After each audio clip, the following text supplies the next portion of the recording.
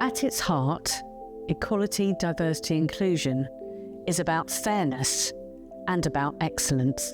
We want everyone to have the opportunity to teach, study and research politics and international relations. And we want everyone to thrive and reach their potential. And our association, institutions and outputs will be better because all of society is represented within them. We know that diversity is a challenge in academia in terms of having more diversity in academia. But I think it isn't just about promoting more black professors or promoting more women. That's useful, but we need to change the systems to ensure that the systems actually aren't as maybe as oppressive as they currently are. So EDI for me is about commitments to long-lasting systemic change. EDI matters because it's an attempt to deal with structural inequalities. That's an acceptance of the fact that we have a society in which certain groups face bigger hurdles in the way of success than others.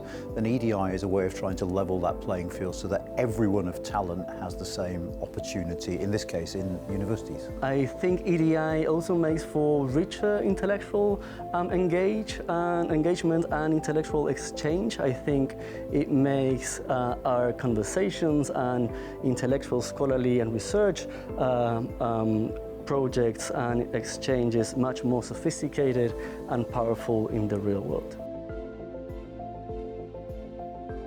There are areas and challenges within the discipline where we need to create better avenues for people to progress in their careers. For instance, at the upper levels or higher levels of employment within universities, there are still fewer women holding professorships than there are men. There are a lot fewer people of color holding these professorships as well. So we need to enable people to move up in the ranks from lecturer to professor by providing them mentoring, but also addressing these structural barriers that exist within universities and higher education overall.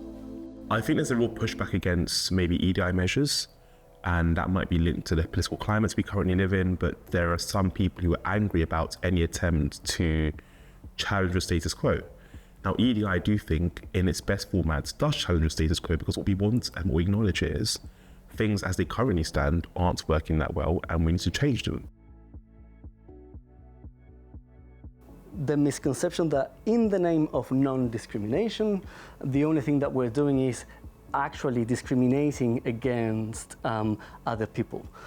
There can be some misconceptions around what EDI actually entails. It's not about giving some people more opportunities or giving people a greater share of things. It's all about trying to be equal and fair to everybody and not put people into a particular situation just because of their characteristics. The Political Studies Association is doing many things to try and address these challenges. One of the key things for us is to understand the data and the trends that are underpinning the ways in which certain characteristics and certain parts of our society are represented or less represented across the profession. The PSA has been working with other learned societies and associations to get up-to-date data and much more detailed data on who studies political studies, who teaches it, and who undertakes research in this area. This is helping to shape many of our initiatives. We've also ensured that we have embedded EDI into our new strategy, and we're committed to developing equality and diversity throughout our work.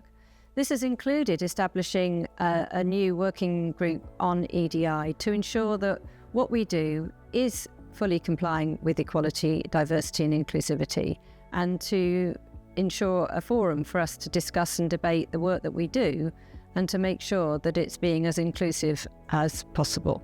The PSA is also creating opportunities for underrepresented scholars to move up in their careers and to support them early on in their careers.